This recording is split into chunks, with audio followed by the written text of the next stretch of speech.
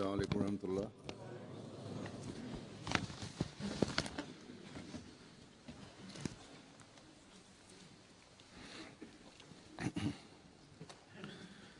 अशहदु अल्ला इलाहा इल्लल्लाह वहदहु ला शरीका लहु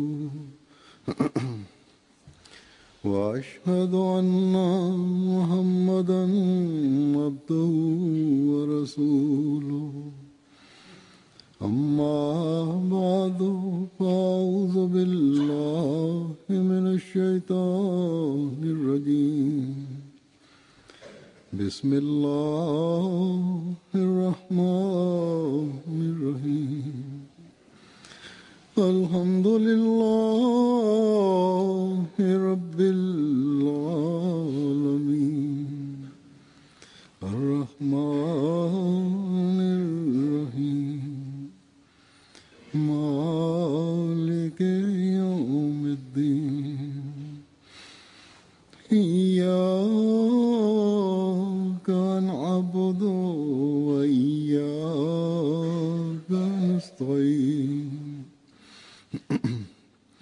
اهدنا الصراط المستقيم صراط الذين أنعمت عليهم غير المغضوب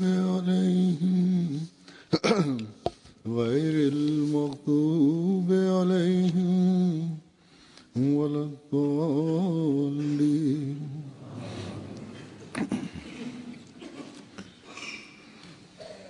इस वक्त मैंने आपके सामने पेश करने के लिए सहाबा për t'ju treguar sot kam përzgjedhur disa nga rrëfimet e sahabëve të Mesihut të Premtuar alayhis salam që lidhen me ëndrat dhe vizionet e tyre. Rafimi i parë është i Hazret Muhammed Fazil Sahibit radhiyallahu ta'ala anhu, i cili ka treguar ngjarje të ndryshme edhe në vijim të atyre ngjarjeve që janë treguar edhe në hutbën e kaluar. Ai tregon rrëfen që pasi që mbëriti në Kadian dhe qëndroi pranë Mesihut të Premtuar alayhis salam, ai thot më vonë u ktheva në vendlindjen time dhe fillova të përhapja mesazhin e Mesihut të Premtuar alayhis salam në vendin tim. Sa pari shkova te mësuesi im me qëllim që t'i bëja thirrje ndaj xhamatit. Natën unë i tregova atij dhe shokut të tij Mia Laldin Sahibit rreth xhamatit. Atë natë kur pas faljes së yatsis u shtriva për gjumë, në ëndër më erdhi Mesihu Premtuar alayhis salam. Para mu shfaq Mesihu Premtuar alayhis salam në ëndër. Ai kishte veshur një copë pëlhure mbi mesin e tij. Më kapi vrulltas dorën e djathtë dhe më mori mua në qytetin e bekuar të Medines, drejt shtëpive të të dërguarit të Allahut sallallahu alaihi wasallam. Ai më la atje dhe pastaj nuk më shfaq më. Ndërsa unë, duke soditur të shtëpi ato banesa ndërtuar me qerpiq, që gjithsej ishin nënd, them se gratë e të dërguarit të Allahut sallallahu alaihi wasallam banonin në këto shtëpi. Pra, gratë e të dërguarit të Allahut sallallahu alaihi wasallam banonin në këto shtëpi. Në veri të atyre shtëpive ndodhet një xhami, po me plithar apo me qerpiq. Unë gjatë ëndrës shprehem që ajo është xhamia e profetit dhe pastaj më doli gjumi. Të nesërmen në mëngjes unë i rrëfeva hoxhës së nderuar atë ëndër, si dhe i thash librit Aina Kamalat e Islam. Hoxha nderuar lexoi atë libër dhe pas 15 ditësh u nis për Nakadian dhe bëri bet atje. Po kështu edhe shoku I tij Mia Lal hyri në beslidhje me Mesionin e premtuar alayhi salatu wassalam. इसी तरह मियां लाल भी बैत में दाखिल हो गए। Hazret Nizamuddin Sahibi radhiyallahu ta'ala anhu kishte bërë bet në vitin 1890 apo 91. आते हैं Megjithatë, ai e njefte Mesionin e premtuar salam që për vitit 1884 apo 85. Ai rëfen, unë akoma nuk kisha hyrë në beslidhje me Mesionin e premtuar salam, pra nuk kisha bërë bet. मुसलमान को बैत से बहुत पहले देख लिया था। Kur fala namazin në xhamin Mubarak dhe zbrita nga shkallët e vjetra dhe isha në oborin e shtruar me pllaka, u takova me dy të rind të nderuar, të gjatë të veshur me të bardha. वो भी सख्ती ड्योरी में था। Ata më kërkuan që tu tregoja atyre adresën e Mirza Sahibit, sepse kishin ardhur nga një vend shumë I largët. पोश Unë thash, e jani me mua që ty tregoje. कद वाले मिले। Ata më thanë, jo, Kadian ju duhet të ecni prapa nesh. में सवाल करते हैं, Pra, duhet të ecni mbrapa nesh, nëse पानी करके बतलाएं। ai është sipër do ta njohim vetë ne. हम बहुत दूर दराज से Kështu që unë ecja nga pas, ata ngjitën shkallët dhe kaluan para meje.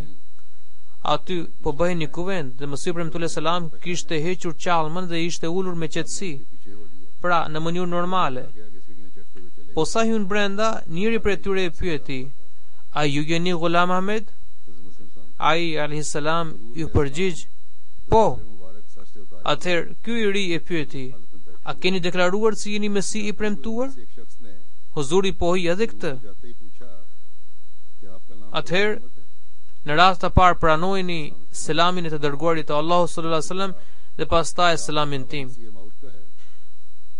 Pastaj duke rrëfyer ëndrrën e tij, ai tha, फिर उसने कहा pra Hazrat Nizamuddin Sahibi thot, जनाब unë një ditë isha në shoqërinë e të dërguarit të Allahu sallallahu alaihi wasallam.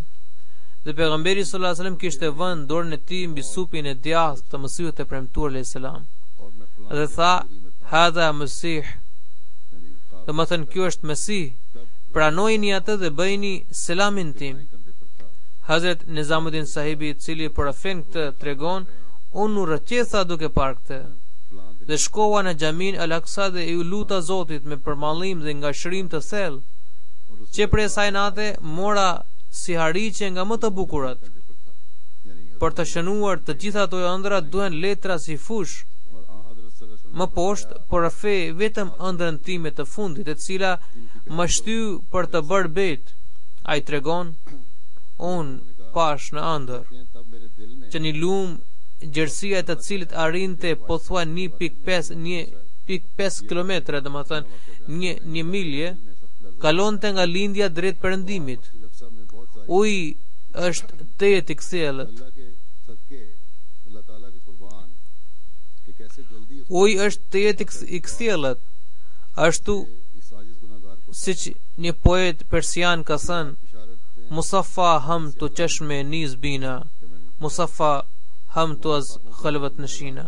मैदान कागज की जरूरत Pra është aq I pastër sa është një sy që shikon mirë, apo si ai person që mendon për Zotin me qeltërsi të plot duke qenë në vetmi. जिसमें मेरे Pra uji ishte shumë I kthjellët dhe nuk kishte asgjë të rrezikshme në të. का दर्ज दैल Unë po notoja në të me kënaqësi. कहते हैं Hoxha Abdullah Kashmiri, I cili deri në atë kohë nuk kishte pranuar xhamatin, më thërriti prej së largu nga bregu duke thënë, o mundshi, o zotri, apo laheni, है जैसे shikoni pak edhe nga zemra, që është plotësisht I thatë. मुसफ़ा हम चू चश्मे Atëherë मुसफ़ा हम चू अज़ unë kërcej pak në ujë, pra hidhem në ujë, sa për të parë, देखने वाली आंख है dhe shoh që vërtet ajo pjesë nuk qej lagur. ऐसा शख्स जो Unë hidhem dhe me grusht e ujë lag krahororin tim, pra ai sërish të mbet ka I thatë, I habitur e pjesë, Hoxha Abdullahin, se si është kjo punë? Ai mu përgjigj, drejtohu nga lindja. Unë deri atëherë isha në drejtim të perëndimit. जब मौलवी Abdullah Kur ju drejtova lindjes, pash një urë madhështore, afër së cilës gjendeshin shtëpitë e Mirza Sahibit. Unë I thash, jo, unë nuk mund të shkoja në atë drejtim, उसने sepse janë shtëpitë e Mirzait. Por Haxha Abdullah më këmbënguli, të lutem shko një herë. Por unë sërish i thash, jo, unë nuk do të shkoj atje. Me të dëgjuar këto, Hoxha Abdullah i zuri të qante dhe më tha me këmbëngulje, shko të lutem. U fljofsha për Zotin tim, që u nisa ka lindja. Kur dola ande, gjeta që thellësia e brekut ishte njësoj me barin që kishte dal anësh. Me pak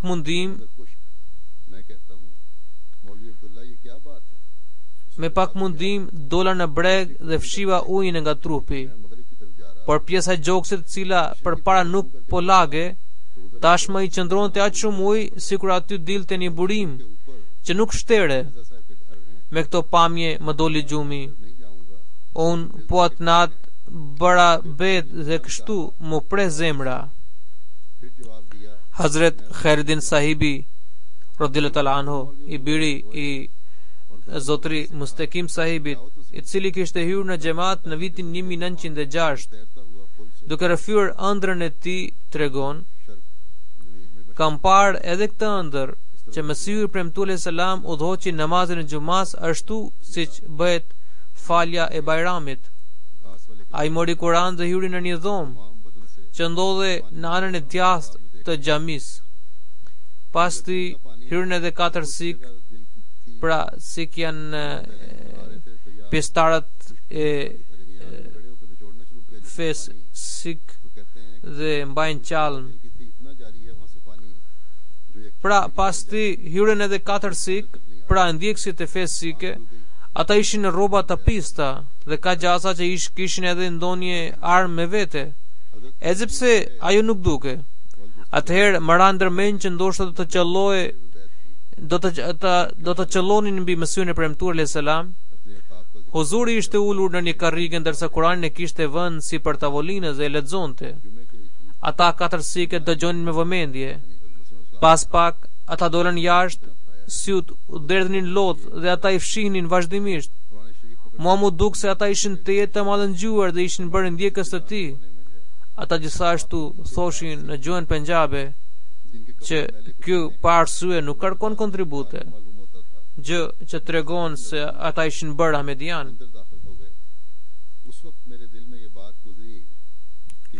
Maulvi Abdurrahim Nayyar Sahib radhiyallahu ta'ala anhu, i cili kishte bërë bet në vitin 1901, rafen se në njërin prej shkrimeve të Mesihut të premtuar alayhis salam ishin përmendur fjalët si profetizmi im dhe pejgamberllëku im. Me të lexuar këto, i ndjeva shtrëngesë në shpirt. Pastaj për 1 apo 2 ditë nuk fola me askënd. Ditën e tretë mu shfaqen këto fjalë në vizionin që Lara i Bafi nuk ka dyshim në të. Për arsye pune, mua mu desh të shkoja diku tjetër dhe kështu gjeta mundësi për të studiuar rreth xhamatit. Zoti më shtoi në dituri derisa erdhi qasti, kur Zoti më soli në Kadian. Hazret Mia Abdurrashid Sahibi radhiyallahu ta'ala anhu, i cili kishte bërë bet në vitin 1897 rafen, unë dhe babai im u shtyum për të bërë bet përmes një ëndre. Unë e pash të dërguarin e Allahut sallallahu alaihi wasallam në ëndër, të shtrirë mbi një krevat. Ai po duke shumë i sëmur, ndërsa Mesihu premtuar alayhis salam qëndronte pranë tij. Ashtu siç kujdeset dikush për një të sëmur. I dërguari Allahu sallallahu alaihi wasallam u ngrit nga krevati duke u mbështetur në krahun e Mesihut të premtuar alayhis salam. Më pas pejgamberi sallallahu alaihi wasallam nisi të mbante një ligjërat në të cilën argumentohej për vërtetësinë e Mesihut të premtuar. Pastaj pash që i dërguari Allahu sallallahu alaihi wasallam ishte përmirësuar dhe i ndrinte fytyra nga gëzimi. Nga kjo ëndër kuptova që Islami do të ri për të rihe përmes Mesihut të premtuar alayhis salam. Kështu që fill pas ëndre un bëra bet. Hazret Sayyid Zainul Abidin Waliullah Shah Sahib radhiyallahu ta'ala anhu, i cili bëri bet në vitin 1903 dhe ishte vllai i Umetahirit, pra daja e kalifit të katërt rahimullah alej Rafen. I mbaj mend shumë mirë se qesh 7 apo 8 vjeç kur u fol në shtëpinë tonë se dikush ka pohuar se është Imam Mehdi, si dhe ka shpallur se ka parë në ëndër që engjëjt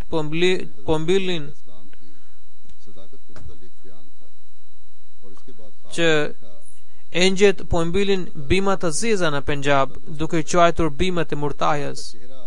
Kështu që do të përhapet murtaja në botë dhe ajo do të jetë argumenti i vërtetësisë së tij.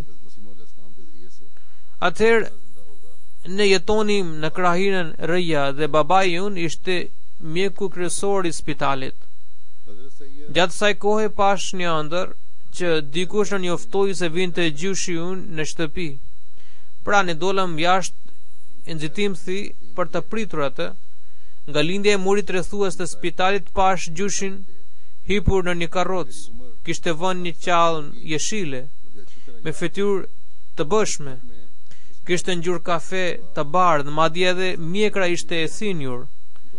Kishte lindur edhe dielli, ai më drejtohet mua dhe thot: "Un kam ardhur për të mësuar Kur'anin."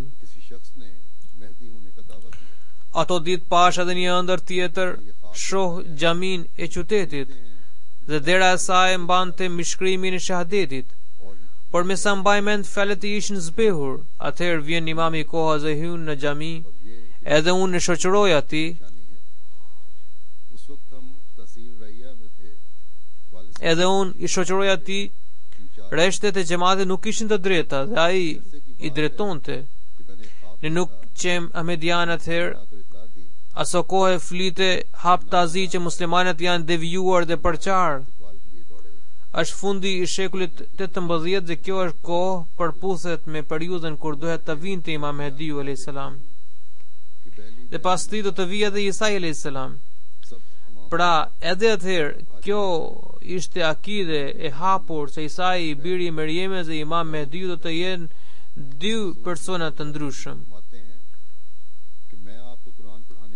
Kështu që nëna ime, pra tregon Hazrat Sayyid Zainul Abidin Waliullah Shah Sahib radhiyallahu anhu, tregon që nëna e tij fliste me ëndje rreth ardhjes së Imam Mehdiut, duke thënë se koha e tij po afrohet. Ka gjasa që gjatë fëmijërisë këto ëndra më dilin si rezultati i ndikimit të fjalëve që fliteshin në shtëpi. Por ngjarjet tregojnë se ato bisede të hapura rreth ardhjes së Imam Mehdiut dhe ëndrat që shikonin të mëdhenj dhe të vegjëlit shërbenin si njoftim hyjnor për ngjarjet që do të zhvilloheshin në të ardhmen.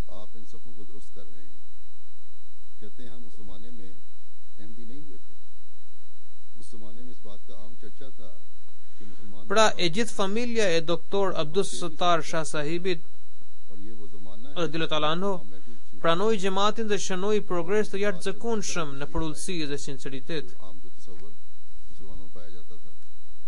Hadrat Munshi Qadi Mahbuba Alam Sahibi radhiyallahu anhu, i cili bëri bet në vitin 1898 Rafen, me sipër Mtullë Selam më tha: "Ju shkoni bashkë me zotri Hamid Ali Sahibin në odën e musafirëve dhe do të takohemi sërish në kohën e drekës." Kështu që unë shkova në bujtin dhe pas bukës pushova pak. Hamid Ali Sahibi më kishte porositur që të gjeja vend në rreshtin e parë në xhami. Andaj kur thirr ezani, unë sipas porosisë e zura vendin në rreshtin e parë. Erdhi huzuri dhe u fal namazi. Pas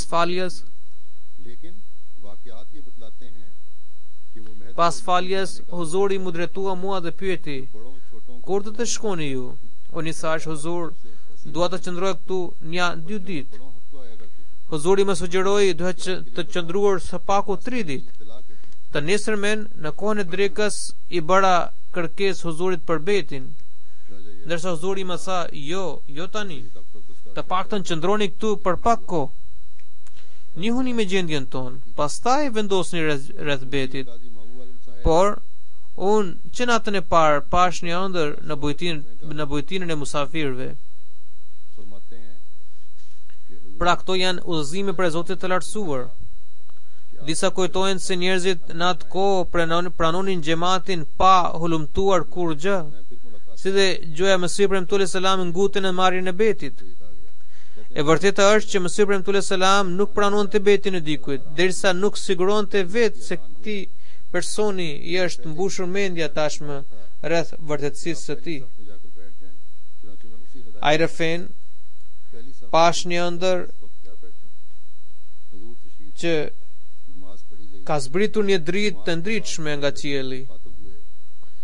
Ai dritë hyn përmes njërit vesh dhe duke përshkuar të gjithë trupin del nga veshi tjetër dhe ngrihet sërish në qiell. Pastaj ajo reze drite rikthehet me ngjyra të ndryshme, jeshile, të kuqe, të kaltër, për aq shumë sa që nuk mund të numërohen. Ato i ngjanin ylberit, madje duke se gjithë bota po shkëlqente. Përjetoja një ëndje dhe kënaqësi që nuk arrit të përshkruaj. Në mëngjes mu sqarua që kjo ëndër tregon se do të marr pjesë, se unë do të marr pjesë në dhuntit qiellore. Andaj duhet të bëj bet. Si rezultati i kësaj ëndre, unë në ditën e dytë të qëndrimit tim i bëra kërkesë Mesihut të premtues selam që të pranon të betin tim, por Huzuri sërish nuk e pranoi dhe mbajti kriterin e 3 ditëve. Kështu që ditën e tretë në faljen e drekës unë i thash: Huzur, mua më është sqaruar çdo gjë. Ju lutem, pranoni betin tim. Pra, Huzuri pranoi betin tim dhe unë u ktheva nga Kadiani. Hazrat Munshi Mahbub Alam Sahibi radhiyallahu ta'ala anhu, i cili kishte pranuar xhamatin në vitin 1898, shkruan: Në Lahore ishte një avokat që quhej Karim Bakhsh. Ai i drejton të sharje të rënda Mesihut të premtues selam. Një ditë gjatë diskutimit ai pohoi se kush thot. Ai pohoi që kush thot, ai që thot se Mesih biri i Mariamës ka ndruar jetë. Pra ai pohoi se kush thot se Mesih biri i Mariamës ka ndruar jetë. Unë ju përgjigja, unë do të shkoqit se ai ka ndruar jetë. Por ai sa kaq më dha një shuplak të fort. Në ëndër pash që Karim Bakhsh ishte shtrirë në një krevat të prishur, ndërsa poshtë atij krevati ndodhet një grop të madhe, dhe ai po fundosi në atë grop. Karim Bakhsh po duke shumë i dëshpëruar. Kur mora veten, të nesërmen shkova atje. Të nesërmen në mëngjes unë vajta tek ai, pra tek Karim Bakhshi, dhe i thash që kam parë në ëndër që do të poshtrohesh. Pra vetëm pak ditë më vonë vajza e tij e ve mbeti 7 zën. Karim Bakhshi me shumë mundime e prishi barën. Ja prishi barën, por si pasojë vdiq edhe vajza e tij. Kur policia mori vesh për këtë, ajo hulumtoi gjithë historinë. Pra Karim Bakhshi u dashka të shpenzonte para të mëdha në këtë punë, si dhe humbi edhe në namin. Ai nga poshtrimi nuk dilte nga shtëpia. Kur mësova për këtë ngjarje, unë shkova në shtëpinë e tij dhe i thira nga jashtë. Kur ai doli, unë i thash: a të mjafton kjo pasojë që të ka goditur për shkak të këmbënguljes sate në mohimin e Mesihut të premtues selam, apo akoma të mungon diçka? Ai nisi të më shante dhe nga turpi hyri prap brenda. Pra pas kësaj ai kur nuk më doli përpara. Ngjarjet e tilla ndodhin edhe sot në Pakistan. Pra nëse ushtrohen mizorit dhe shtypjet ndaj xhamatit, ato shoqërohen edhe me sjellje të tilla të Zotit të lartësuar. Ato nuk mund të rrëfen këtu për shkak të disa arsyeve, sepse gjendja e tanishme nuk është favorizuese për të bërë diçka të tillë. Pra Allah lartësuar edhe në këto rrethana po hakmeret me ata që tallen dhe që sëndisin me Mesihun e premtues selam. Antarët vazhdimisht më shkruajnë se si Allah lartësuar i kapi dhe dënoi ata. Kur do të vi momenti i duhur, të gjitha këto ngjarje do të tregohen. Megjithatë, njerëzit që dëshmojnë raste të tilla u rritet shkalla e besimit. Hazrat Maulana Ghulam Rasul Sahib Rajiki radhiyallahu ta'ala anhu kishte bërë bet në vitin 1897 përmes letrës postare dhe 2 vjet më vonë ishte takuar personalisht me mësuesin e premtuar selam. Ai rëfen Molvi Imamuddin kishte vajtur në Kadian një herë edhe para meje, por me qëndrime kundërshtuese. Por kur unë vazhdimisht pash ëndra dhe mu shfaq një herë mu shfaq që i dërguari Allah sallallahu alaihi wasallam kishte zbritur në Kadian. Por atëherë kjo gjë i bëri përshtypje edhe Molvi Imamuddin sahibit. Kështu që ne të dy bëm bet në vitin 1899. Kur mbritëm afër xhamisë Mubarak, atëherë Molvi sahibi ngjiste shkallët para meje, kurse unë ecja nga pas. Unë kisha dëgjuar që kur takohemi me njerëz të shenjtë, nuk është denjë që të shkojmë duar bosh. Prandaj unë nxora një rupi nga xhepi. Molvi sahibi u takua me mësuesin e premtuar selam, huzuri i tha: "Thirrjet i djalit që qëndron mbrapa jush." Unë dola përpara, por duke parë personalitetin e tij fisnik, më pushtuan të qarat me dënes. Huzuri her pas here më përgdhelte shpinën dhe më ngushëllonte, ndërsa mua nuk më pushonin të qarat, sepse më vinin ndërmend ato ëndra se si kishte ardhur i dërguari Allahu sallallahu alaihi wasallam në Kadian. Veç kësaj ishte mallëngjuar thellë nga personaliteti i mësuesit të premtuar selam. Hazrat Chaudhry Ahmed Din sahibi radhiyallahu ta'ala anhu, i cili kishte bërë bet në vitin 1905 rëfen, para se të shikuaj librat, pash një ëndër në Rawalpindi.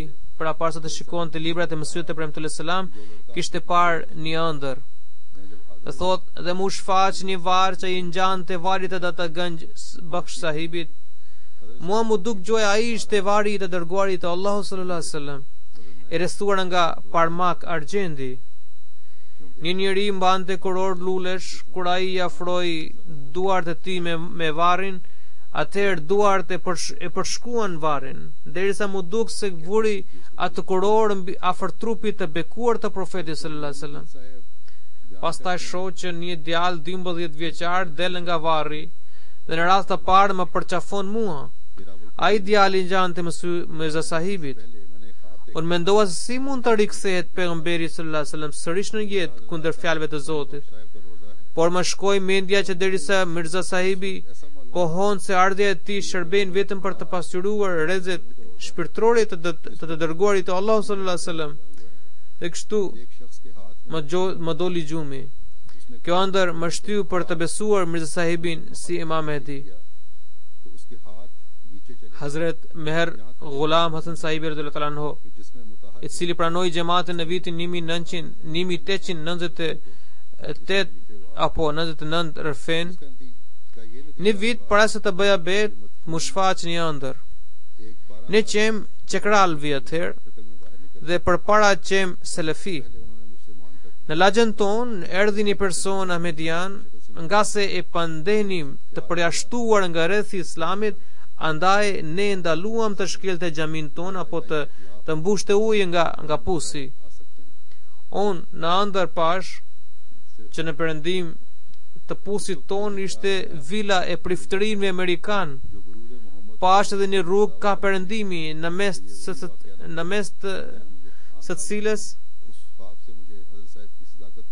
qëndronte një burr i cili kishte ngritur një balon. Unë përbëja është se hiret person, ndërkohë shoh që një shtrat i stolisur është shtruar në obor të asaj vile, mbi të cilën ishte ulur një djalë i pashëm i cili binte fyelit. Shtrati po lëvizte në ajër, burri i vjetër që kishte lëshuar balon në ajër afroi atë te djali, derisa balona e preku atë. Sa e preku balona u përhap tymnaja. Nuk mbeti as djali as shtrati dhe u zhduk gjithçka. Fillimisht u nxi fytyra e djalit dhe pastaj u bë tym. por balona mbeti njësoj. Këtë ëndër i tregova Molvi Fezidin sahibit në xhamin Kabutran Vali, por ai më tha se këto janë turbullira mendore, prandaj mos e vrit mendje dhe mos u shqetëso. Pastaj e rëfen edhe ëndrën tjetër. Ai tregon, unë me vllain tim ndeshim pazarit, e gjithë laxha ishte hindu. Aty pam një plak të moshuar i cili këndonte Kuranin.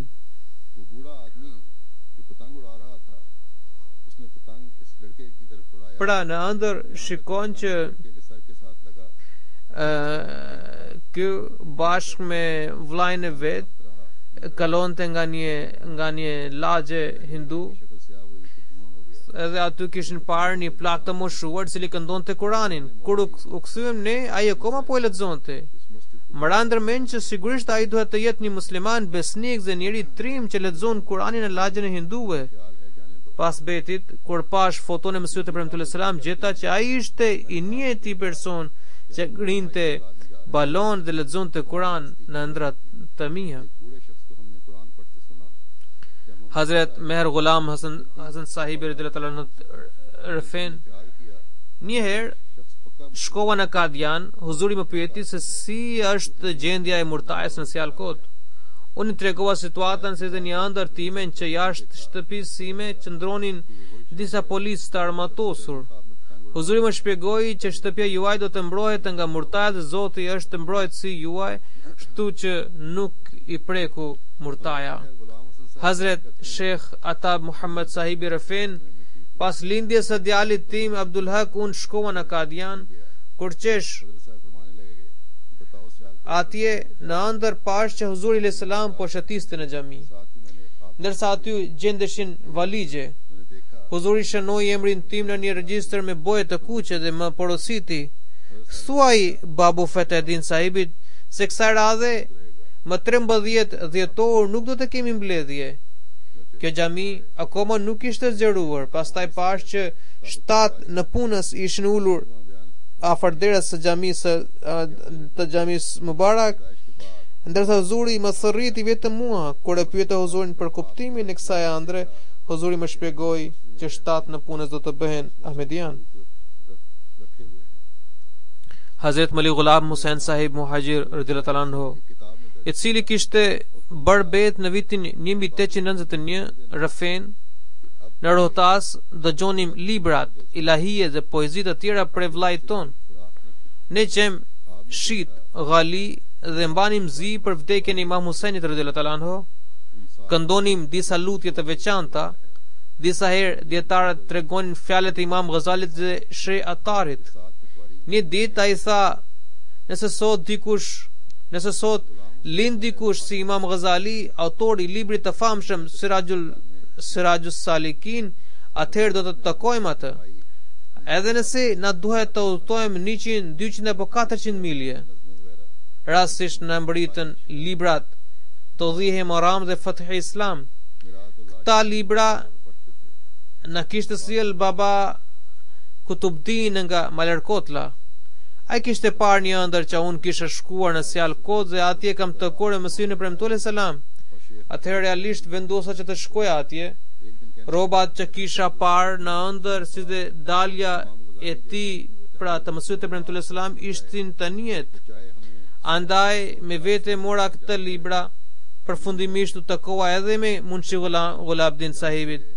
Unë i thash këta libra atij dhe i thash që më duhet të shkoj të vajza ime. Andaj ju shikoni këta për 2 ditë. Munshi sahibi na lexoi ata libra dhe tha, ky shkrim është disa herë më i lartë se sa shkrimi i Sheh Atarit dhe Imam Ghazalit. Po ato ditë Huzuri kishte botuar një njoftim për antarësim. Unë, Munshi Gulabuddin dhe Miat Alladita shkruam letrën e betit, po atë ditë pra bëhet fjalë për vitin 1891. Kur mbaroi së lexuari, unë i thash, ju kishit premtuar që nëse gjej një person të tillë, atëherë do të shkoj tek ai, edhe nëse më duhet të udhtoj 400 milje. Tashmë kemi bërë be dhe gjelsa salana vitit 1892 është shumë afër. Njoftimi është publikuar. Le të shkojmë edhe ne për vizitë dhe njëkohësisht marrim pjesë edhe në gjelse. Kështu që ne të tre vendosëm për këtë. Unë kisha një dyqan 5 apo 6 milje larg. U vendos që do të niseshim pas 2 ditësh. Por ata u nisën, pra shokët të mi u nisën para se të vija unë. Unë i hipa trenit nga Gjehelemi dhe u bashkuam në stacionin e Tërgjalas. Të nesërmen mbritën me Lahor, hëngrëm bukë në një restorant. Njerëzit thoshin se treni do të niset në orën 6 të mbasdite. Atëherë ne shkuam në muze dhe kopshtin zoologjik e të tjerë. Në mbrëmje mbritëm në stacionin dhe morëm bileta për Batala. Mbritëm në Batala në orën 11 të natës. Shkuam në një bujtin, pra aty nuk kishte asnjë krevat, madje kishte shumë pislëk. Dhe nuk na pëlqeu të qëndronim atje. Atëherë shkuam në një xhami të qytetit dhe pushuam pak. Rastësisht ajo xhami i takonte Molvi Muhammed Hussein Batalvit. Kur ulëm pas faljes së sabahut, Molvi Muhammed Hussein Batalvi pyeti për ne se nga janë këta musafir. Ne i tham Munshi Gulabdin sahibit që ju jeni me shkollë dhe ky zotëri po duket se është hoxh, prandaj më mirë përgjigjuni ju. Atë Munshi Gulabdin sahibi u përgjigj, kemi ardhur nga Rohtas, Krahina Gjehelem. Molvi sahibi në qerasi me një ëmbëlsirë dhe pastaj pyeti, tani ku do të shkoni ju? Munshi sahibi u përgjigj, në Kadian, në Kadian. Molvi sahibi në pyeti, pse doni të shkoni atje? Pra Molvi Muhammed Hussein Batalvi në pyeti, pse doni të shkoni atje? A mos keni ndonjë punë? Munshi sahibi i tha, Mirza sahibi ka bërë deklarat, si dhe ka njoftuar për mbledhjen vjetore. Hazret Malik Ghulam Hussein muhajiri i cili ka rëfyer këtë ngjarje shton, një gjë harrova të përmendja, pra kur Munshi sahibi në lexoi ata libra në Rohtas, atëherë vëllai Allah dhe ta tha që kjo deklaratë e Mirza sahibit që Mesihu Isa i biri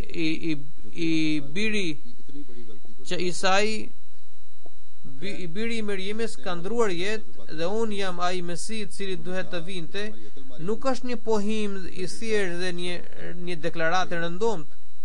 E as autori i kësaj deklarate nuk është një person i zakonshëm që ndreq një gabim të tillë që gjende prej 13 shekujve.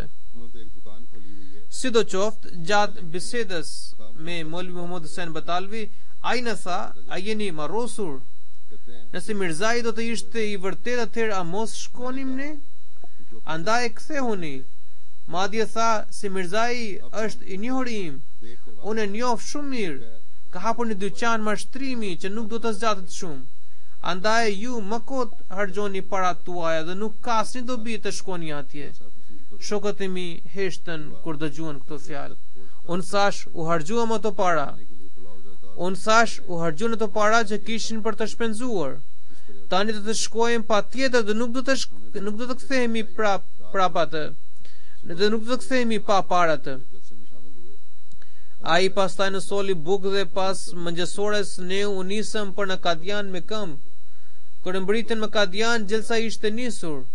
Ishin rreth 25 apo 30 veta.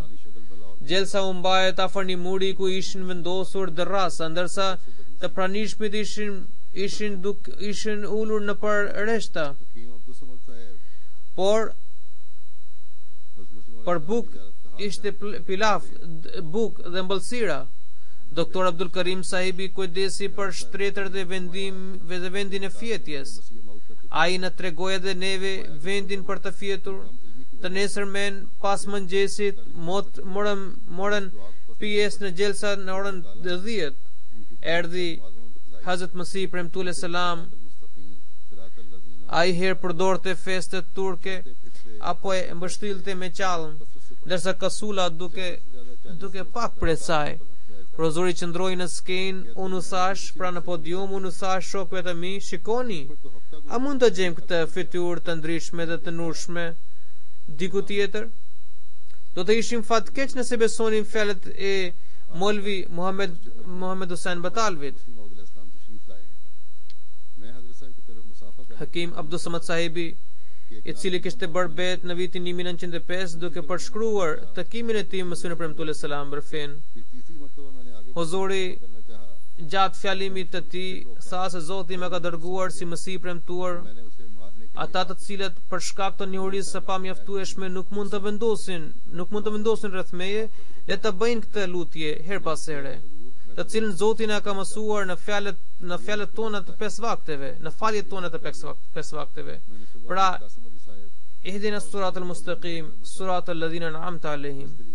Bëni këtë dua shumë, duke ngritur, duke ulur dhe duke ecur, pra gjithmonë. Zoti i lartësuar do t'u shfaqet të vërtetën më së shumti brenda 40 ditëve. Hakim Abdus Samad sahibi shton se unë që nga ai moment fillova të bëja këtë lutje. Nuk më kaloi asnjë muaj që më shfaqe vërteta. Në ëndër pash që ndodhem në xhamin e Lagjës dhe aty ka ardhur Mësiu i Premtuar selam. Desha t'i afrohesha atij për t'u përshëndetur, por më pengoi një hoxh i verbër. Kur tentova të kaloja nga ana tjetër, ai prapë më ndaloi.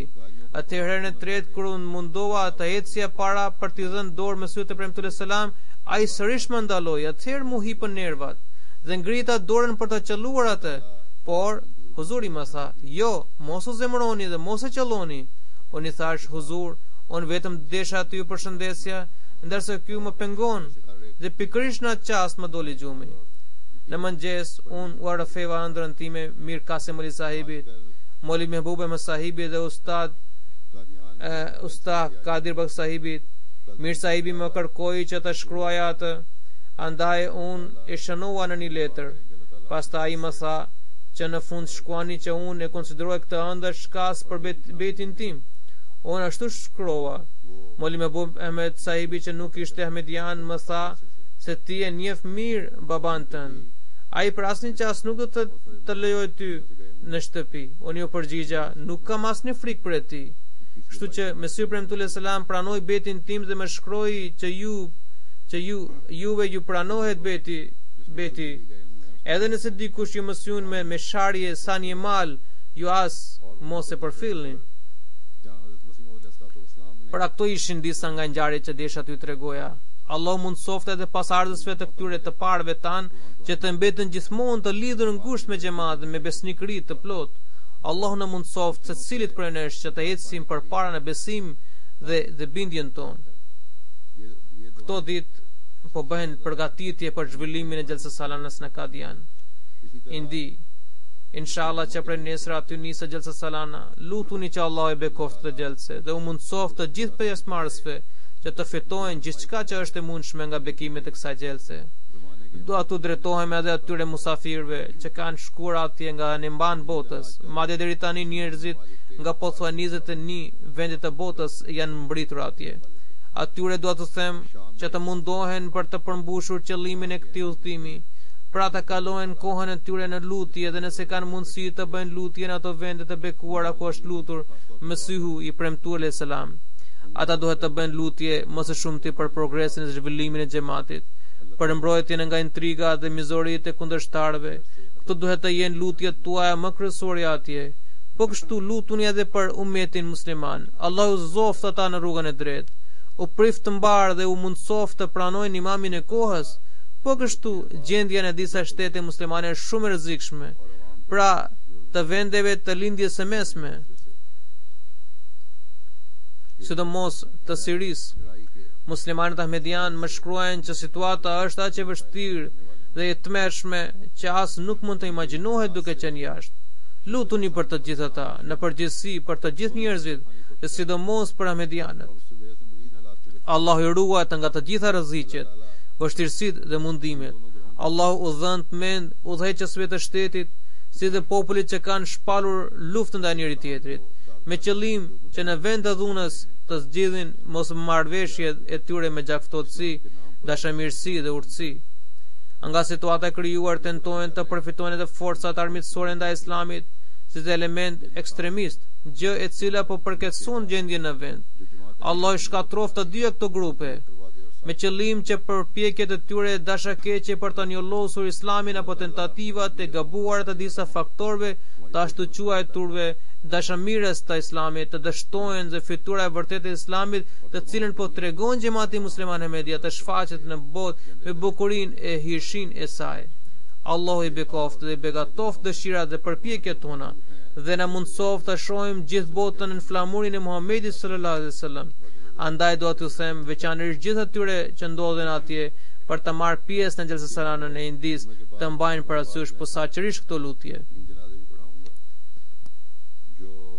Për pos namazit të xumas inshallah do të udhëheq edhe 3 gjenaze në mungesë. Gjenazja e parë është i profesor Bashir Ahmed Chodriut.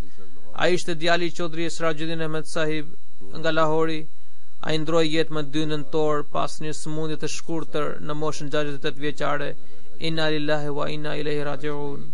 Në ngjarjen e 28 majit 2010 ai ndodhe në Xhamin Nur, Model Town, Lahore, pra në ngjarjen e sulmeve ndaj xhamive të xhamatit në Lahore.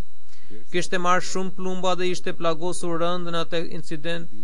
Krahu dhe këmba e tij e djasi dhe mesi kishin pasur dëmtime të rënda në të shtëna armësh. Për një vit e gjysmë ai ju nënshtrua mjekimit të doktorëve specialist. Gjatë gjithë kësaj kohe duroi dhimbje të forta trupore si dhe mendore. Pavarësisht nga periudha e zgjatur e sëmundjes, ai kaloi këtë kohë me durim, guxim dhe bururi dhe për asnjë moment nuk u ankua për mundimet.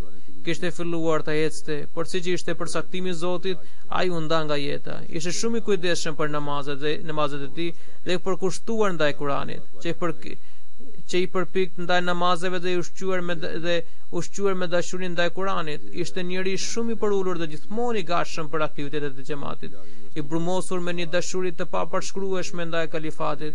Kishte bërë master në anglisht dhe ekonomik në Universitetin e Punjabit. Kishte shërbyer si pedagog në këtë universitet si dhe këshilltar ndaj këtij institucioni. Përpara kishte shërbyer si pedagog i gjuhës angleze në FC College. Kishte shkruar 6 libra në gjuhën angleze, të cilët janë përfshirë në programin shkollor atje.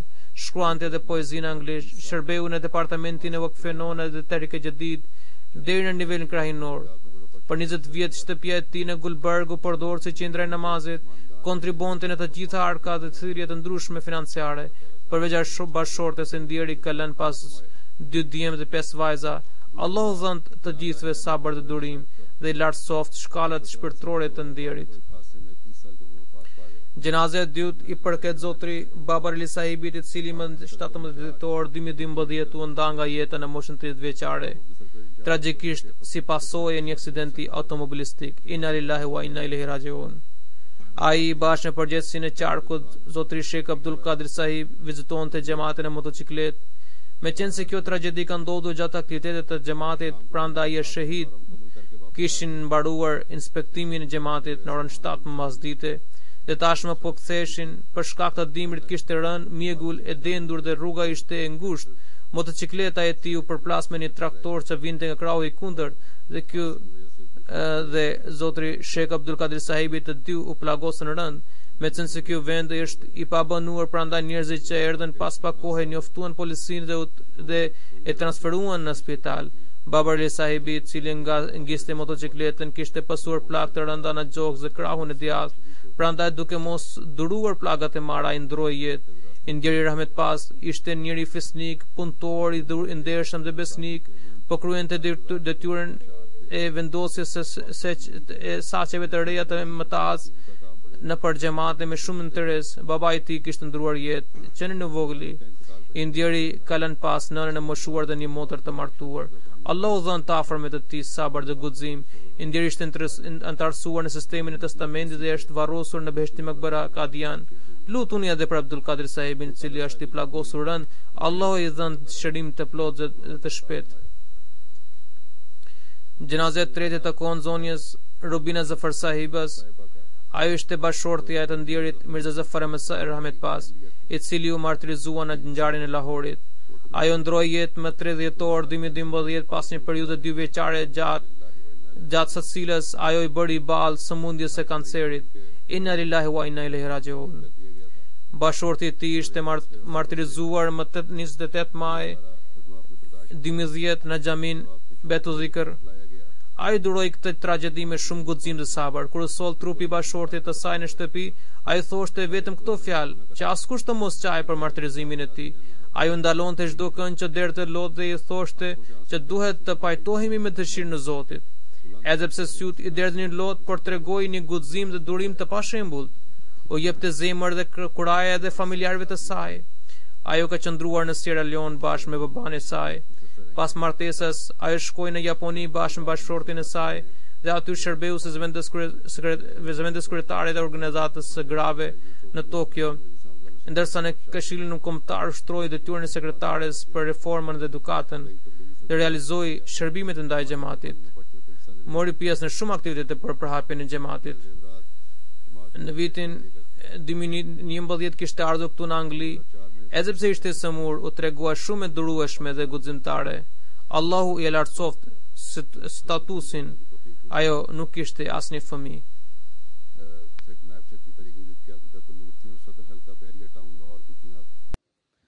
से बड़ा वफा का ताल्लुक था। खुतबात को एमटी पर सुनती थी और पॉइंट्स नोट किया करती थी और फिर उनको मुख्तलिफ मौक़ों पर बताया करती थी। इतना लंबा अर्सा की तकलीफ़ है, उसमें बड़ा नहायत सब्र से इन्होंने इसको तकलीफ़ को बर्दाश्त किया। कभी हरफ शिकायत ज़ुबान पर नहीं आया। कोई छोटा सा छोटा तोहफा भी मिलता था इनको रकम की सूरत में, उस पर चंदा अदा कर दिया करती थी फ़ौरन। इनके छोटे भाई सेक्रेटरी माल थे, तो वो कहा करते थे कि चंदा महीने में एक दफ़ा दे दिया करें इकट्ठा ही। तो कहते थे जब कोई आमद हो उसी को चंदा देना है, ताकि खुदा ताला के मामलों में मामूली सी भी तख़ीर ना हो। 2011 के जलसे में यहाँ आई थी, बीमारी के बाद आई थी, लेकिन अल्लाह के फजल से बड़े हौसले में थी। अल्लाह ताला इनके दर्जात बुलंद फरमाए। औलाद कोई नहीं थी इनकी।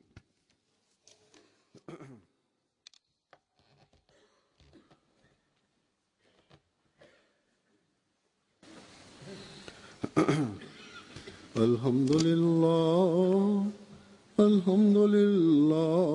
नहमदुहु व नस्तईनुहु व नस्तगफिरुहु व नुमिनु बिही व नतवक्कलु अलैहि व नऊज़ु बिल्लाहि मिन शुरूरि अनफुसिना व मिन सय्यिआति अअमालिना। मन यहदिहिल्लाहु फला मुदिल्ल लहु व मन युद्लिल्हु फला हादिय लहु व नशहदु अन ला इलाहा इल्लल्लाह व नशहदु अन्ना मुहम्मदन अब्दुहु व रसूलुहु। इबादल्लाह रहिमकुमुल्लाह इन्नल्लाह यअमुरु बिल अदलि वल इहसानि व ईताइ ज़िल क़ुर्बा व यन्हा अनिल फ़हशाइ वल मुनकरि वल बग़ि यइज़ुकुम लअल्लकुम तज़क्करून। उज़्कुरुल्लाह यज़्कुरुकुम वदूहु यस्तजिब लकुम वलज़िक्रुल्लाहि अकबर।